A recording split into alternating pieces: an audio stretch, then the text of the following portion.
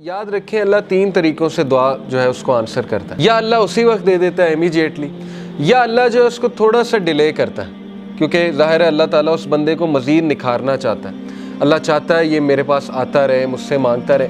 یا اللہ اس کو اس کا رد بدل ایسا دے دیتا ہے کہ اس کو سکون آ جاتا ہے. اللہ تعالیٰ سے جب مانگنا ہے تو تگڑا بن کے مانگنا ہے، اتنا توکل، اتنا بیلیف ہونا چاہیے. یہی تو مومن کی مثال ہے. مشرک کی مثال کیوں اللہ نے کہا ضعیف ہے مانگنے والا؟ کیونکہ اس کے ہارٹ میں ڈاؤٹس ہیں، اس کو مانگنا ہی نہیں آ رہا ہے، اس کو پتہ ہی نہیں ہے میں نے مانگنا کیسے.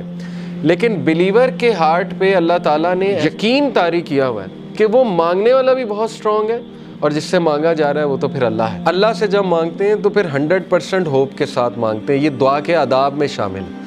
اللہ کے نبی صلی اللہ علیہ وسلم نے فرمایا تمہاری دعا تب تک قبول ہوتی رہے گی جب تک تم یقین سے مانگو گے. جیسے اس میں تھوڑا سا ڈاؤٹ آ گیا، جیسے اس میں یہ بات آ گئی کہ پتہ نہیں اللہ کرے گا نہیں کرے گا، تو وہ دعا پھر فالٹی دعا ہے، اس میں پھر کمی ہے. اس دعا میں اس میں پھر بہت زیادہ یقین آنے کی ضرورت ہے. تو اس لیے ان چیزوں پہ ورک کرنا چاہیے. دیکھیں ویلیو ایڈڈ چیزیں یہی ہے کہ اپنا یقین بڑھاؤ، اپنا توکل بڑھاؤ. یہ ہمارے کلچر میں ایک بات بڑی ہے نا کہ واسطہ دیتے ہیں، وہ کسی ولی کا واسطہ دیتے ہیں. اللہ کو نمبر 1 اپنے نیک اعمال کا واسطہ دے سکتے ہیں. جیسے وہ واقعہ ہے کہ 3 لوگ غار میں تھے، پتھر سامنے آ گیا، سٹک ہو گئے، نکلنے کا چانس ہی کوئی نہیں. اللہ نے پتھر ہٹا دیا. ایک نے کہا اللہ میرے ماں باپ سو گئے تھے، میں دودھ کا گلاس لے کے کھڑا رہا، تجھے راضی کرنے کے لیے کہ اٹھیں گے تو میں پلا دوں گا، تو میں ساری رات کھڑا رہا، اگر تجھے یہ عمل پسند آیا تو اس کو پیچھے ہٹا دے. اللہ نے پیچھے ہٹا دیا تھوڑا سا.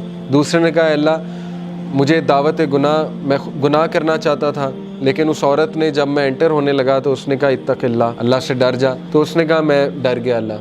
اب اللہ کو یہ عمل کتنا پسند آیا. حالانکہ کوئی کہہ سکتا ہے کہ یار وہ تو پہلے سے گناہ کرتا آ رہا ہے، یہ کیا بڑی بات ہے، پیچھے ہٹ گیا. نہیں، اللہ کو یہی تو پسند آیا ہے کہ وہ میرے ڈر سے پیچھے ہٹ گیا. تو اللہ از آل اپریشیٹو، اللہ اپریشیٹ کرتا ہے. اللہ نے پتھر ہٹا دیا.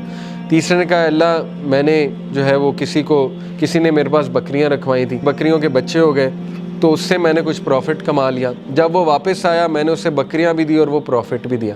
یعنی اس لیول کی آنیسٹی. تو اللہ اگر تجھے یہ پسند آیا ہے، تیرے لیے کیا تھا اور تجھے راضی کرنے کے لیے، تو پتھر مکمل ہٹ گیا.